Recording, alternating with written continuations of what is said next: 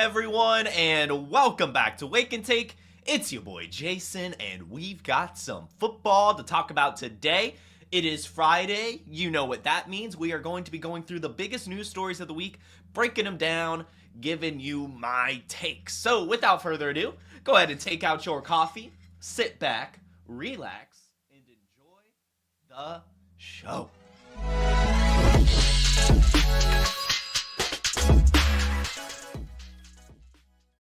And as always, welcome in everyone. We've got Mark, we've got Jeff, we've got Alex, as well as plenty others I'm sure piling in. And if you're listening on the podcast, thank you for listening as well.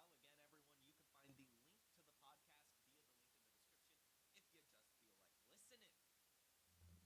Happy Hudson, welcome in. I do see a question here. Are any of my Fast Track playoff teams alive? I do have a bunch of Saquon Barkley, James Cook, Xavier Worthy left, but I unfortunately kind of got a lot of Lions. I thought they would at least make it to the NFC Championship. So, oops. That's never good. Everything is showing that I have a mic working on my end. So, that's never good. If you can't hear me, I don't know what to do. Because, okay. Yeah, I don't know. It's working. It says it's working, so I'm not sure. I'm not sure. So I don't know what was missed, but welcome in. We're going to take on the news. Good morning to everyone. And no, none of my Fast Rough teams are really alive. I had too many lines, I think. Cool. I didn't change anything. I didn't press a single button. So we love technical difficulties here. That's a Wake and Take staple. Awesome stuff. Let's get into the news. In and out. Okay. I don't know what to say. Let me try moving my mic closer, maybe. I don't know. Not really sure what to do. Can you hear me?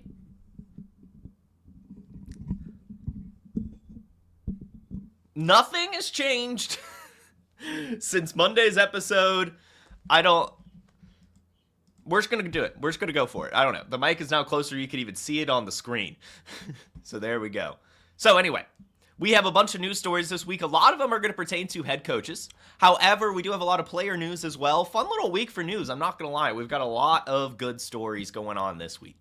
So we'll start things off with Ben Johnson. That's kind of the one everyone's most excited about. This is the most obvious head coaching hire and news story of the week as well.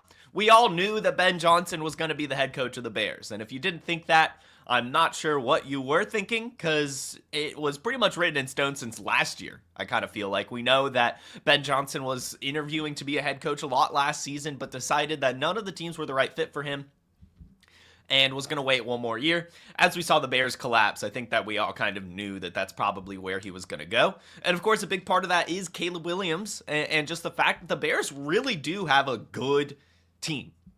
Genuinely. And the big issue in Chicago last year, as we broke down tons and tons of time here on Wake and Take, was the fact that the coaching staff just wasn't up to standard.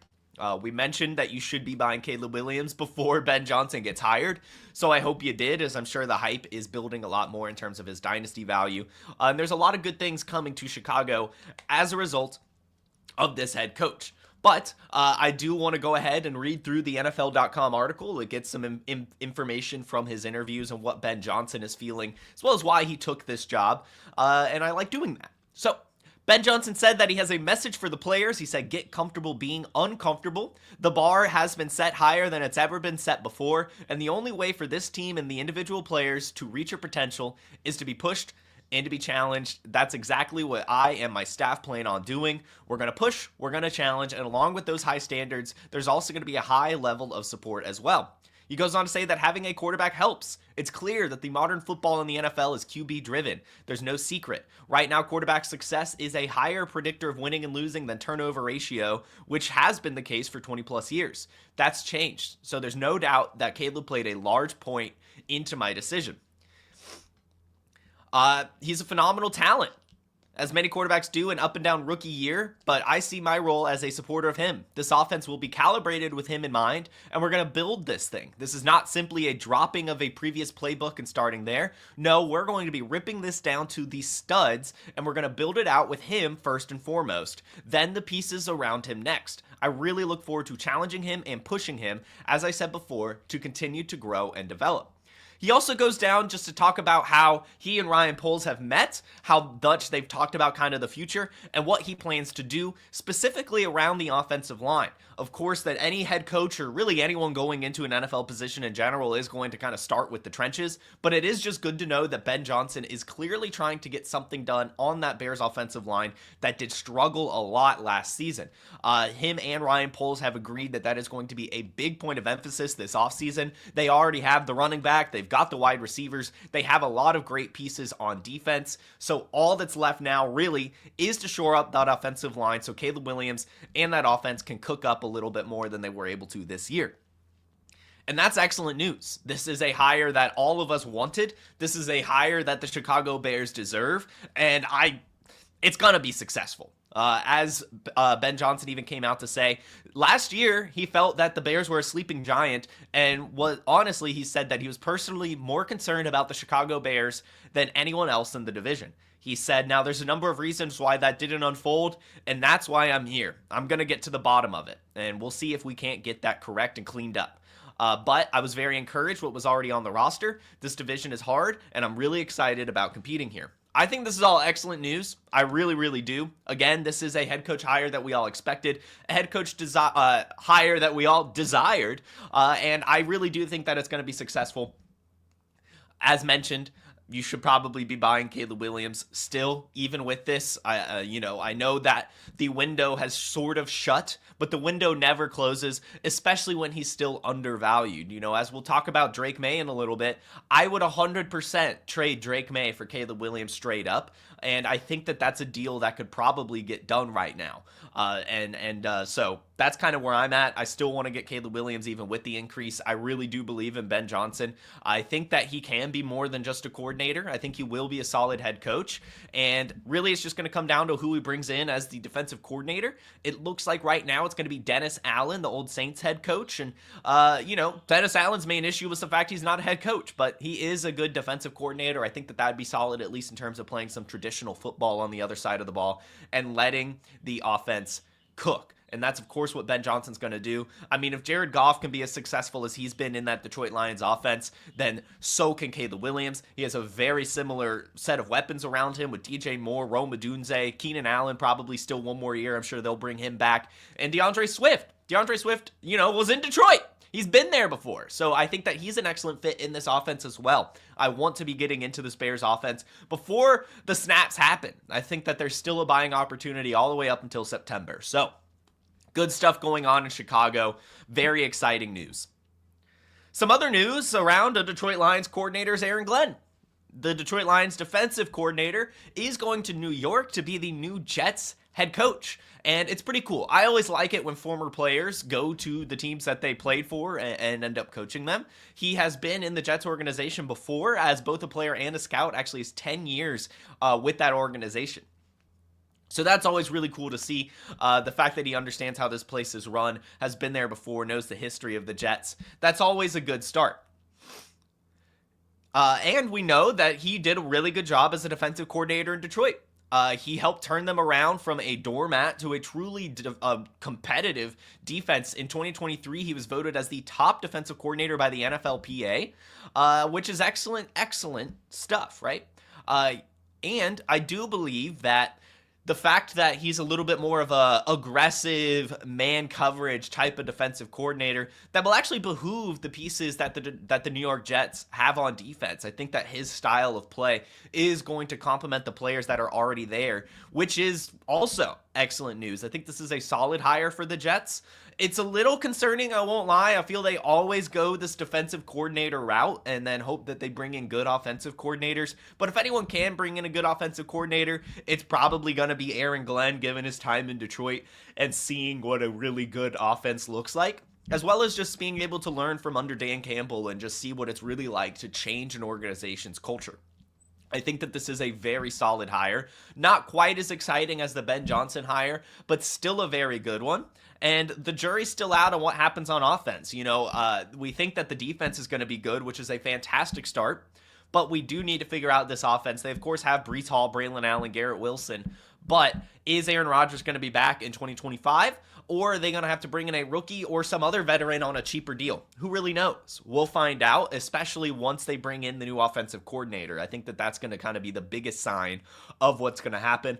I do kind of take the opinion that Aaron Rodgers is probably not going to be on the Jets next year. That seems to be the way things are trending, but you never really know. The Jets could decide that, hey, the quarterback we want in the future isn't quite here yet. We'll use Aaron Rodgers one more year as a bridge quarterback, or maybe a veteran kind of presence in the locker room to help, I don't know, mentor a younger quarterback or something like that. So that's kind of the big story here, is we have to kind of take the wait and see approach as it relates to our fantasy football teams. I wouldn't really be getting in on anyone yet. On the Jets, to be completely honest with you. If anyone, maybe Breece Hall. As we've seen, running backs have a lot of success with the Lions. And, of course, with defensive coordinators in general, they generally have a little bit more of a old school, classic style of play approach, which does generally lead to some upticks in volume and productivity even for the running back position. So if anyone is to be bought right now, it's probably Breece Hall, but he's already really expensive and it's really tough to buy running backs this time of year. So I would almost go the kind of contrarian route and maybe try to get some Braylon Allen on my squads as well. I mean, we did have the DeMont Jahmyr Gibbs. It's kind of similar in New York with Braylon Allen and Breece Hall. A little bit different, but similar as well. So that may be the arbitrage approach right there, ladies and gentlemen, is to maybe throw some Braylon Allen for the between the tackles, short yardage, perhaps even goal line carries that Aaron Glenn may be cooking up as a head coach. We'll see. We do have to see who they bring in as the coordinator, but I do think it's going to be someone that has a little bit more complementary style of play to such an aggressive man coverage type of defense.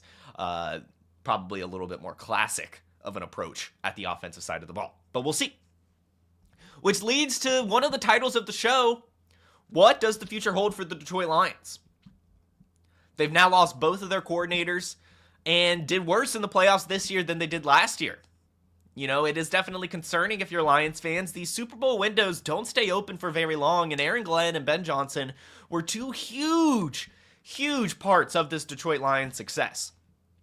But Dan Campbell is also a big part of the success, as well as just all the players on the team. It's a very, very talented roster, and it does start at the top. So, yes, there may be some growing pains in terms of the coordinators coming in, but I do trust the Detroit Lions to be able to land on their feet to some degree. They're really not losing a lot outside of these coordinators, and a big part of their failure this year was more so the injuries that piled up on the defensive side of the ball.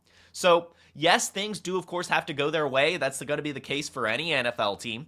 But I do think that they'll be okay. And Dan Campbell talked about it, and this is what he said. I'm back on my feet, ready to roll, and I've acknowledged, I can look in my mirror and say, you know what? You failed.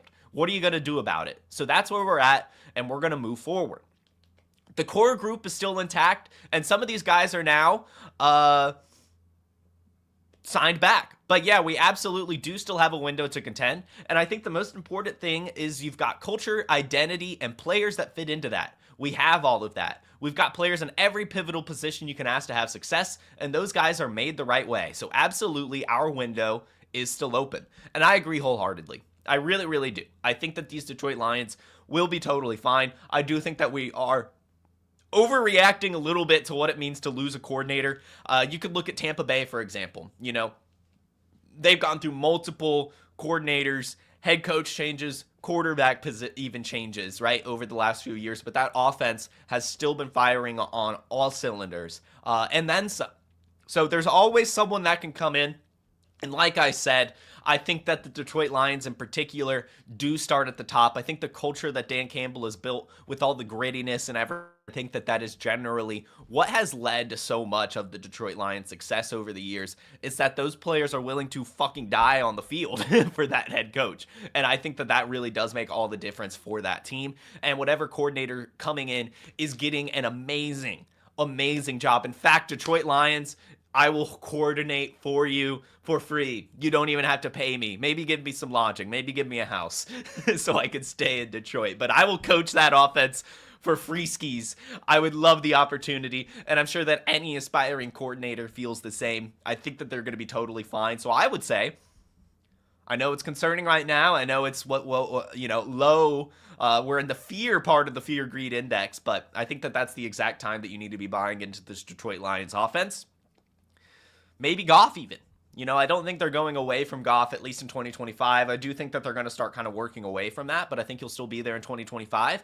And I think that everyone, even David Montgomery, everyone maybe except for Jahmyr Gibbs, is cheap right now, I would say. Amon-Ra has lost some value this year. Jameson Williams, I still think, is a stud. Sam Laporta lost a lot of value this year. And David Montgomery, the fact that he did not look good in the playoffs returning from his injury is going to have a little bit of a downtick in value as well. So I would actually suggest investing into this Detroit Lions offense right now in Dynasty. And so that's kind of the Detroit Lions situation and the coordinators that have left them to new head coaching positions. I did tease Tampa Bay a little bit, and I mentioned that because Liam Cohen, their offensive coordinator, is going to be the head coach of the Jacksonville Jaguars. I'm not going to lie. This one I'm a lot less excited about. This one I'm a lot less confident in. I do think that Liam Cohen is a really good offensive coordinator. And I think that some people need to stay offensive coordinators. We'll see. Obviously, the jury is still out. But if I were him, I think I would stay in Tampa at least one more year. But of course, head coaching jobs don't come around very often, and you kind of have to jump at those opportunities if you're given them. I just think that he's a little bit more unproven than a lot of other head coaching candidates, especially going to the Jaguars that need a lot of different changes. So let's kind of talk about it here. This is a very interesting situation that developed over the week. It started out with him, I guess, last week kind of interviewing with Jacksonville and saying that he's not taking the job unless Trent Baalke, the GM, is fired. They said that they weren't going to do that, so he actually went this week early and reportedly worked on an extension to become one of the highest paid offensive coordinators in the league in Tampa.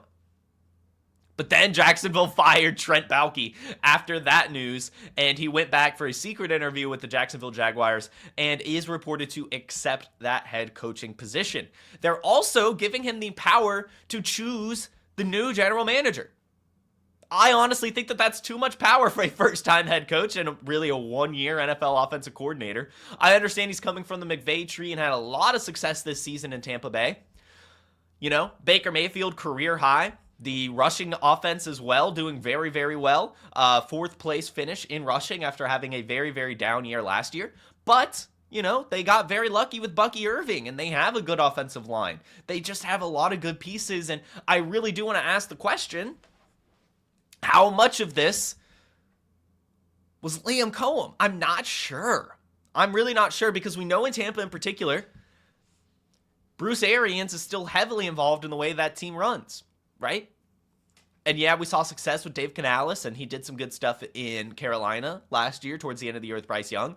But we also know that Dave Canales had another stint before that where he also turned around Geno Smith's career.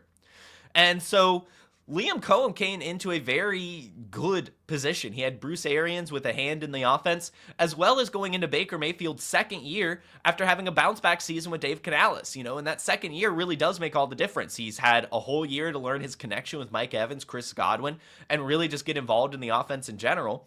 And then he gets to build upon that in year two with the new coordinator. Yes, there were some concerns that he may not be able to, and that does prove that Liam Cohen was a good offensive coordinator. The Buccaneers' offense was incredible. I'm just not sure if he's a good head coach yet. I just don't think we've seen enough personally. And to also give him the power to choose a general manager, I think may be too much. I really do. It sounds like the Jacksonville Jaguars, to me, have lost every single step of the way. They were told by multiple head coaching candidates that they didn't want Baalke as their general manager and decided to stick to their guns. In the process of that, they missed out on all of the top head coaching hires and had to kind of settle for Cohen. And maybe they like it, maybe he ends up being good, but I still think that they settled for him at the end of the day, and that was because they took too long to move on from Trent Baalke. And now they're giving him all the power in the world, really. I would be concerned if I'm a Jacksonville Jaguars fan. The offense may still be fine, but you realize as the head coach, it's both sides of the ball, man.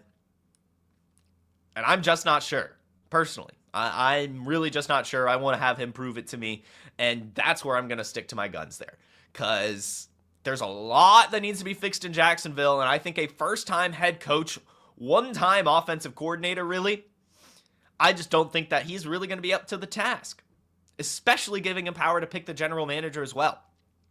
He just simply doesn't have the experience, in my opinion. But we'll see.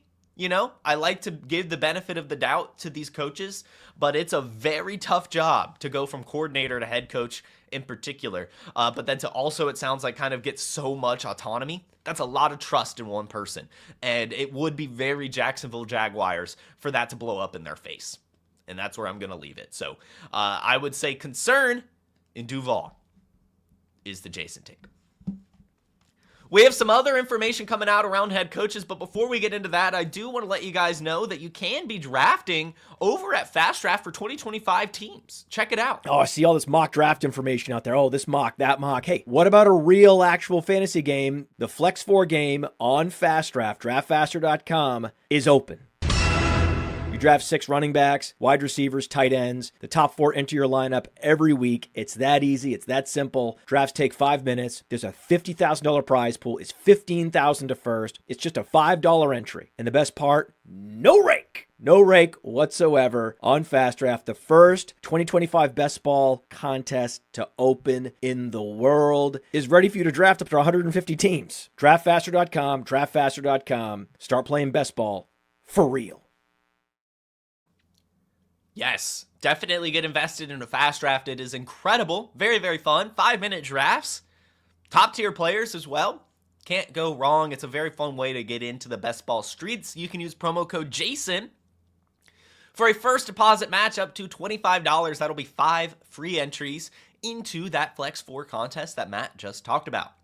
I do see a question in the chat about the Jaguars in particular, so I'll go ahead and answer that here. Alex is asking if I'm still okay investing in Brian Thomas Jr., and I would still say yes. I think that alphas will always be alphas, regardless of who's calling plays, regardless of how things are going. I mean, we saw him produce with Mac McCorkle-Jones, for goodness sakes.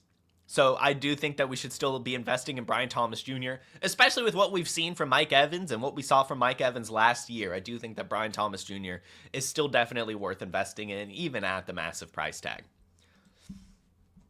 All right, so we have some other news, and it's going to be Josh McDaniels. Josh McDaniels is returning to New England for a 3rd time to be the offensive coordinator, and I have very mixed feelings about it. I am really not going to lie. We talked last week about Mike Vrabel coming into New England and a little bit of my concerns about what he would do with Drake Maye.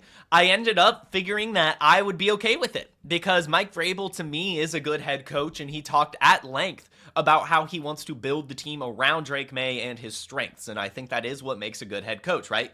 Is building around the strengths. But I'm not going to lie, I think bringing in Josh McDaniels right now, personally, we'll see how it goes. I do think that that's a bit contradictory. I don't think that the Josh McDaniels style of offense is one that would lead to much success for Drake Maye. I think that these are different types of offenses.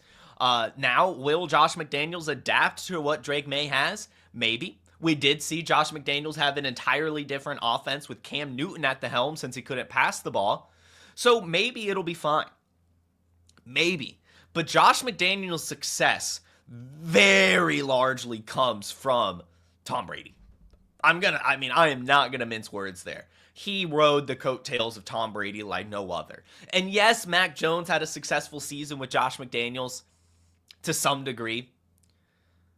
But Mac Jones, Tom Brady, Matt Cassell, Jimmy Garoppolo, these are different quarterbacks than Drake Maye. And the offense that Josh McDaniels likes to run is very, very technical. It is built on route design. It's kind of like a West Coast style. It's very quick. It's dink and dunk. And that is like almost the exact opposite of what Drake Maye is. It's these big plays. It's these heroics, right? And so I'm not going to lie, this offensive coordinator hire is not a good one to me. It seems to me that Robert Kraft in particular is really latching on to the glory days of the New England Patriots. I already tore into him For the Gerard Mayo situation, I felt that he should not have hired Gerard Mayo in the first place if he was only going to give him 1 year. I felt that that was very ill-advised. You do not bring in a first-time head coach and only give him 1 season, especially with the team as much of a dumpster fire that the New England Patriots were. So to completely change course and to just bring in Mike Vrabel and Josh McDaniels from the glory days of the New England Patriots, I think is not a good move. I think it's very short-sighted, and I think it's very much nostalgic for Robert Kraft and not forward-thinking in the slightest. And I really do worry about what that means for Drake Maye's development. I will say, what Mike Vrabel, what Josh McDaniels probably want to do are enhance some of the skills that Drake Maye doesn't possess. And maybe that's a good thing. Like maybe Drake Maye can turn into a better pocket passing, game management type of quarterback. But I also think that neuters Drake Maye a ton. And so I would honestly be a little concerned. I really liked Drake Maye. I invested a lot in him last year, and I know you guys did too because I wouldn't stop recommending it, and it worked extremely well if you did. As we talked about, he skyrocketed past Caleb Williams even in Dynasty quarterback rankings, and you could potentially trade Drake Maye right now for Caleb Williams straight up. I would be doing that 1,000,000 times out of 1,000,000 times. There's not a single % chance that I would not be doing that move. In fact, I don't even know if it's possible anymore because it's so obvious. I see a funny comment here in the chat from Jamie next. He's bringing back Edelman for the slot. Maybe, man. Maybe bring Wes Welker to be the wide receivers coach too. You know, it's just, to me, not a good move.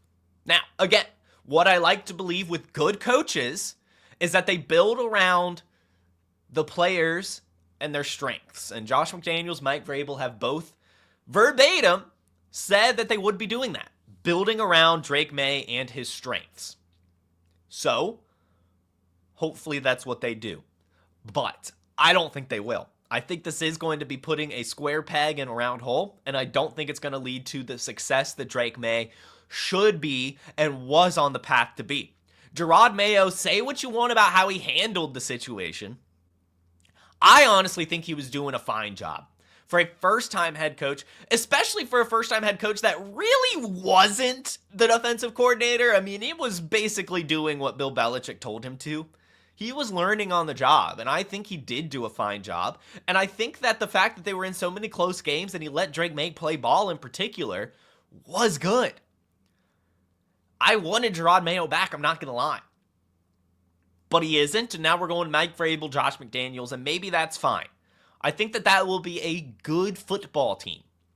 But to me, there's a difference in good football success and good fantasy football success. And I think that's very, very important to note when we go into valuing this team. Paul asks in the chat, does that mean Pop Douglas is a good sleeper? And yes, he is. This is definitely one of the sleepers to be getting. He has established himself as a Patriots way player, and especially if they're going this kind of old Patriots nostalgia route, Pop Douglas has a great spot in this team. They love the slot down in the McDaniel system, and Pop Douglas will be in that. So yes, he's definitely a good sleeper. We talked about that kind of towards the end of the season, and that is probably the only Patriot I'm going to be buying this offseason is Demario Douglas, and I do think the McDaniels hire further confirms that. So, I think it'll be fine at the end of the day, but Drake Maye had great potential, and now I kind of just think he has like good potential. And we talk about it all the time. There's a difference between great, very good, good, and fine even. Like there really are levels to it. And when we're talking about quarterbacks in particular, especially when you get down to single QB, you want the guys that can win you your week. And I'm not sure if the McDaniel style of play is going to lead to these 30-point massive ceiling games from Drake Maye. I'm just not. Especially when you count in the history of Mike Vrabel and how much he wants to lean on the run game. Now again, both coaches have come out and said that they want to build around Drake Maye and his strengths. So we'll have to take them at their word for it. But you also 1,000,000% have to take into account their history as well. And I think that that leads to some concerns. And I would definitely be looking to get out of Drake Maye for some of these other elite quarterbacks at the top, like a Jordan Love, like a Caleb Williams or something, if you can. Because I don't think that window is going to be open much longer. There's some other interesting stuff going on in Dallas. Dallas is interviewing Brian Schottenheimer, their offensive coordinator, to be their head coach, as well as keeping him kind of in thoughts of still remaining their offensive coordinator. And I think no matter what, he's still going to be in Dallas this year, whether they make him the head coach or if they keep him as the offensive coordinator. And just real briefly here, I don't have a lot of takes on this. I think that's good for the continuity in Dallas, at least as it pertains to our fantasy teams. And I think that if they keep Schottenheimer, that also means that they'll be keeping Dak Prescott, which is also good for our fantasy teams. And Dak Prescott, while I never really say this, I would say is a very interesting super flex QB buy right now. He's lost a ton of value, and all of the question marks around Dallas right now have led to even more value for Dak Prescott, especially in super flex leagues. So I'm just going to go ahead and say that now. I would honestly be buying Dak Prescott in Superflex. I think that he's an incredible value right now, and I do think he'll be back in Dallas this year, especially with all of the Schottenheimer news. I think that that's really, really interesting and a good little arbitrage opportunity right now while the fear is high around Dak Prescott and the Cowboys. And lastly, on head coach situations, Kevin O'Connell has been expected. We talked about this 2-3 weeks back, that Kevin O'Connell was looking for an extension. I said on here that it would happen. I thought it would take a little bit longer. You know, generally teams and front offices in general like to negotiate. But as I talked about, this was always going to happen. Right? I mean, there's no way they don't extend Kevin O'Connell. He's done an amazing job. So I actually want to give some props to Minnesota for doing it quickly, not spending much time on it, and just getting it done. That shows how much they believe in him, and really just how good of a front office that is, to be completely honest with you. So now I have some player news. There's some fun stuff going on. And, you know, listen up, you Dynasty players. There might be some good value around all of these. I've already talked about one of these players, but before we get into that, I want to talk about Stefon Diggs. As we know, Stefon Diggs is an unrestricted free agent. They do technically have him on contract next year, but it's a void year in Houston this year, so he is available. CJ Stroud has come out and said that he wants Stefon Diggs back. He said, man, y'all know me. That's my boy. I would love to have Steph back. I think we're just getting started. Like you see, he was having so much fun, and me and him were really starting to build a rapport. In his 8 games, he had 47 catches for 496 yards and 3 touchdowns. The big question is, of course, though, with him tearing his ACL and with him being 31 years old, how much is his market? Where would he go? And what does Stefon Diggs value? Well, Stefon Diggs just wants to win. And I think him staying in Houston is the most likely outcome. He has a good, big breaking news. I'll talk about that at the end. He has a really good rapport with CJ Stroud that was building. And the Texans are a very good team, as we saw in the playoffs. A team that was a sleeper all year that I never gave up on. I talked about it every single week. I said, I don't know. This Houston team isn't getting the respect they deserve right now. And this just goes to show it. So if they can bring back Stefon Diggs, Tank Dell can get healthy, and Nico Collins can continue to build upon his success, then we're talking about a really, really good wide receiver core, and the Houston Texans would more than likely be able to bounce back in a huge way. So I would say, especially if, like I remember, he's around wide receiver 40 on Keep Trade Cut. If you could get him for like a second right now, if you're contending, let's see if you're contending. So this would be a late second. It might be worth it. It might be worth it because, God, I don't know. 31 years old. See, this is exactly what I mean. When it's this much of a, I don't know, maybe, then it's like, okay, maybe you should be doing it. And I do think there's some value to be had in Stefon Diggs. Maybe not a second. Maybe not a second. This is a decent class, especially at the running back position. But I would still be reaching out to Stefon Diggs dynasty managers and seeing what he costs right now. I'll leave it at that. Another big story from the week is, of course, the Mark Andrews situation. He dropped the ball, literally losing. They weren't gonna win this game, but dropped the game-tying 2-point conversion, which would have led the Bills to a game-winning field goal. Mark Andrews has been silent, but finally took to social media this week and said it's impossible to adequately express how I feel. I'm absolutely gutted by what happened on Sunday. I'm devastated for my teammates, my coaches, and Ravens fans. I pour every ounce of my being into playing at the highest level possible because I love my team and the game of football like nothing else. That's why it's taken me until now to collect my thoughts and address this publicly. Even though the shock and disappointment are unlike anything I felt before, I refuse to let the situation define me. I promise that this adversity will only make me stronger and fuel us as we move forward. I thank everyone who's shown me and our team genuine support the past several days. And despite this negativity, I've seen heartfelt love and encouragement, including from those who have generously donated to the Breakthrough Type 1 Diabetes organization. Even when the moment seems darkest, perspective can reveal that there's still a lot of light in this world. I'm going to now do my part to bounce back and contribute to it.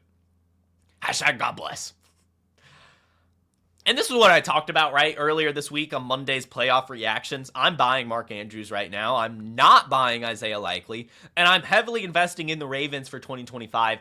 I think that this is going to be a big revenge type year for them, and I think that the Ravens are winning the 2025 Super Bowl. I know it's early, and injuries can happen, but this team showed a lot of success and poise this year, and I think that this type of loss is only going to make them stronger as they head into next season. As mentioned in my take on Monday, the reason I believe that is because Derrick Henry and Mark Andrews both only have one more year left on their contract. And I just think that that further brings home the point that they are looking to compete in 2025 and keep as many pieces together as possible. And I still firmly believe that that leads me to believe that Mark Andrews will be a huge part of the Ravens offense in 2025, as well as Derrick Henry. And this is what the Ravens front office have come out to say about that. I think Derrick Henry proved he had a lot of left in the tank, and we're even going to look at the possibility of extending him. I'm just so grateful that Derrick chose us last year, and I can honestly say his attitude and the way he played was amazing to watch. His relationship with his teammates, his humility as a player, his work ethic. I can't wait to see it next year. DaCosta went on to say that he envisions Henry being a big part of the Ravens offense, moving on from this season's disappointment. I know it was tough on him to end the way it did, but I think we now have a chip on our shoulders.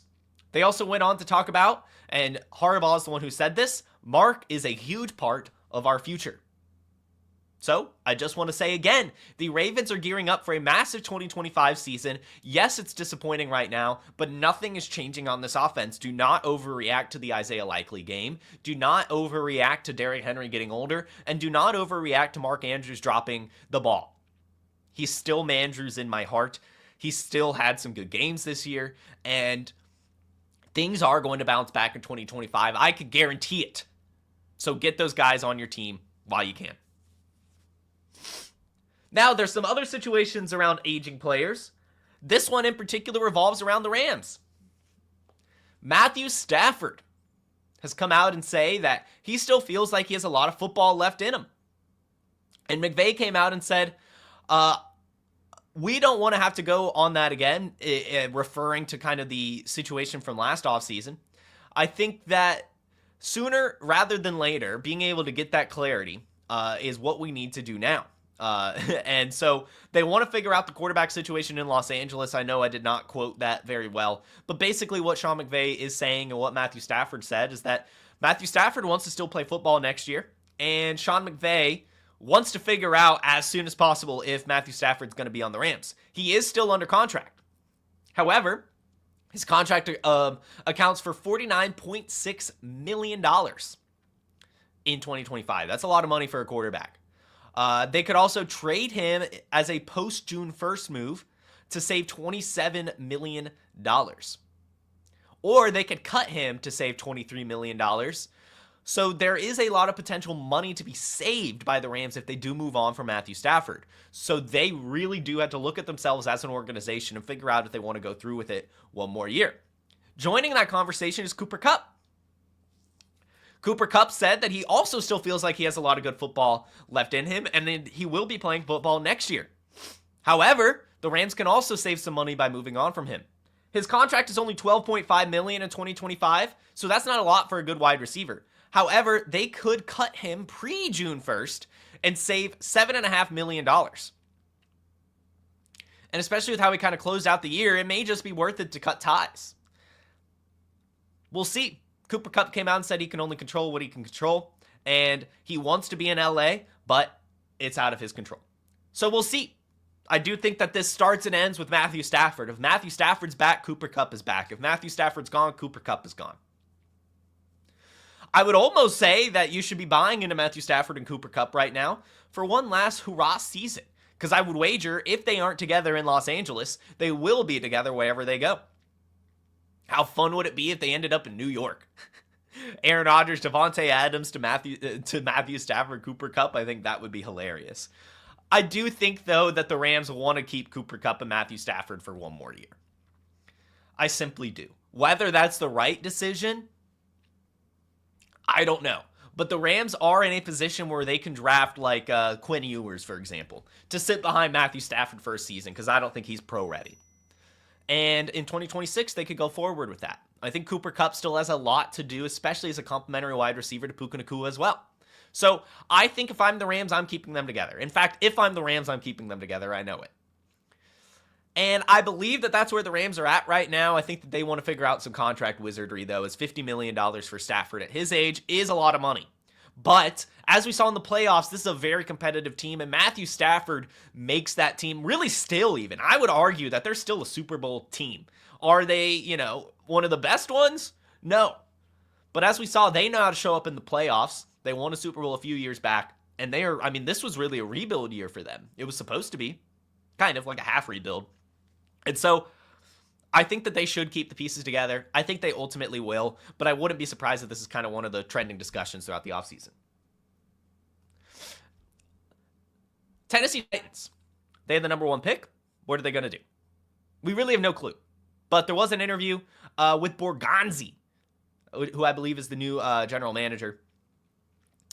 And basically, this is kind of quoting the article here, as well as quoting Borgonzi. If the Titans don't believe there's a QB worthy of the number 1 pick, a generational QB in their words, then they could take a similar approach like they did in Kansas City when Borgonzi was there, of getting Alex Smith as a little bit of a bridge quarterback. Then again, Borgonzi indicated that the draft remains the most tried and true method of rebuilding. The Titans want to supplement in free agency, but build through the draft. Trading back, whether with the first pick or anywhere in the draft, is something Borgonzi appears very open to considering, saying that draft picks are our biggest form of currency. The goal is to get as many picks in the top 100 as he can. He said that he's approaching this situation currently without any plans, and he's coming into this with an open mind. They're going to evaluate every situation and will make the best possible decision with that pick. And I think that's the right move. If I'm the Tennessee Titans, I look at this dumpster fire of an organization, I'm not going to lie, of this team, and I'm trading back. I don't think a player at the number 1 pick is actually saving this team. I think that they should accrue some talent with some extra draft picks, get a bridge quarterback like a Gardner Minshew or something, and go forward and see what happens for 2026 in terms of their draft. Now, of course, you never have the number 1 pick a lot. And so I'll also say, hey, this pre-draft process does, of course, need to play out. And I do think their priority is seeing if Shedeur Sanders or Cam Ward can be their franchise quarterback. But I think if they have any doubt, even if it's like 5% doubt, they should pull the plug on drafting a quarterback at number 1, trade back, and accrue some assets, build around this team, and look to bring in a quarterback in 2026 and beyond. I think that there is a world where they could potentially commit to Will Levis one more year. Probably not. But that's, probably plan Z. They are exploring everything here. And so I'm going to go ahead and say it. Don't be surprised if the Tennessee Titans don't actually use that number 1 pick. That's probably where I'll leave it. I think that they probably are going to end up trading back. But also this draft process does need to play out. And there's a lot of potential that they do end up liking Cam Ward or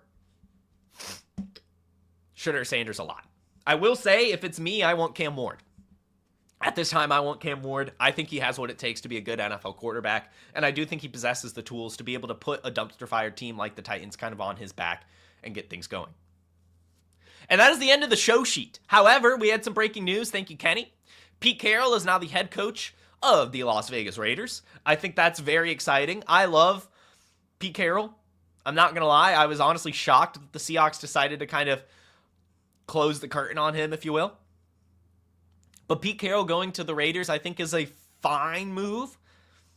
I mean, the Raiders have a lot that needs to be fixed, and I do think not old school, but we are seeing the NFL go to this 2010 style of play in which Pete Carroll totally dominated. And so he is the coach to bring in to start establishing that style of play. Let me pull up the details here. I think I saw it was a 4-year deal. 3-year deal with a 4th-year term option. So, and I think that's about right. I think 2-3 years is what you should give him. And then hopefully he has a little bit of a contingency plan in place, or at least we'll start building towards one. Of course, we do know that he's one of the older coaches out there. In fact, I think he is the oldest coach out there now that Belichick's gone. They're about the same age.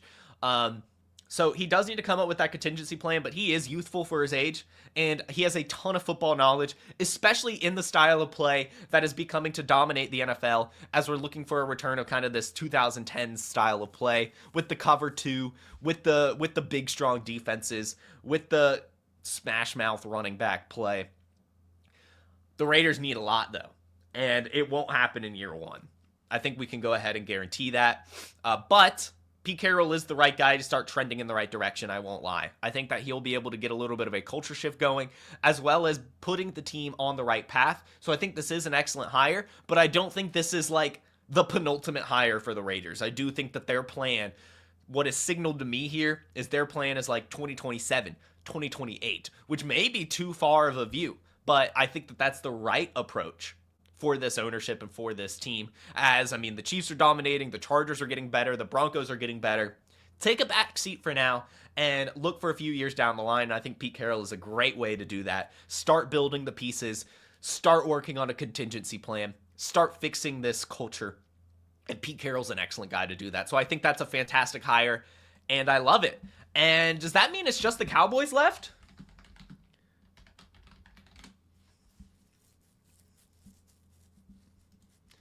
That's just the Cowboys left, correct? Am I missing someone? Cowboys, Jaguars, Saints. So Cowboys and Saints are still open. We'll see. Because I don't think the Schottenheimer is official yet. It is trending in that direction that he will be. It's probably, yeah, so it's really just the Saints, really. It looks like it's going to be Schottenheimer. Everything that is coming out. So the deal will be coming out probably over the weekend. Schottenheimer is more than likely going to be the Cowboys head coach. So just the Saints left, and that is probably the least desirable position. So we'll see where that goes. I know that the only other head coach rumor out there was Deion Sanders, but I don't know if Deion would want to coach the Saints, but he may want to take that leap. Who really knows? I would be kind of curious to see if they're making Schottenheimer the head coach, because I know that there was a lot of ties about Deion Sanders to Dallas, if maybe Deion Sanders can make a coordinator jump to the NFL. The defensive side of the ball, maybe, since Dan Quinn's gone, of course. We'll see. But yeah, lots of exciting stuff going on around the league. Thank you guys for asking so many questions. In fact, we got one more before we get you out of here. What do I think of Joe Brady? I mean, he's done a really good job in Buffalo. He's a decent coordinator. I don't think he's the hire for New Orleans. He may end up being the hire. I don't think I like him as a head coach. Again, I have a very strong belief that some people should just stay coordinators. I think that there are head coaches, and I think there are coordinators. To me, Joe Brady's a coordinator. I could be wrong there, but I think he's more of a coordinator than a head coach, and I think that's fine. So, curious to see who New Orleans brings in. Knowing them, it's probably going to be like some sort of hoorah defensive coordinator guy. But hey, should be cool stuff. Everyone, thank you so much, as always, for tuning in. Make sure you hit that like button. Make sure you subscribe. And make sure you have a fantastic Friday. Everyone, enjoy the playoffs this weekend. It's Championship Sunday. We've got Eagles, Commanders. We've got Chiefs, Bills. It's going to be amazing. Check out Monday's playoff reaction / preview episode if you want some more looks and analysis for those games. Thank you, as always, for tuning in. I'll see you guys Monday for a Senior Bowl preview. And then not sure what the rest of my schedule next week, because I'll be live in Mobile. Not sure what I'm going to be able to do for Wake and Take. But stay tuned for my content. Make sure you follow me at JFootballWine. I'll be putting a lot of stuff on my personal accounts. Yeah, you all have a good one. Peace. Hey, I want to thank you for being part of this broadcast. If you have any thoughts on it, leave a comment. If you enjoyed it, make sure you leave a like. And if you want to see more shows on the Player Profiler channel, subscribe to it. That's how we know you want more.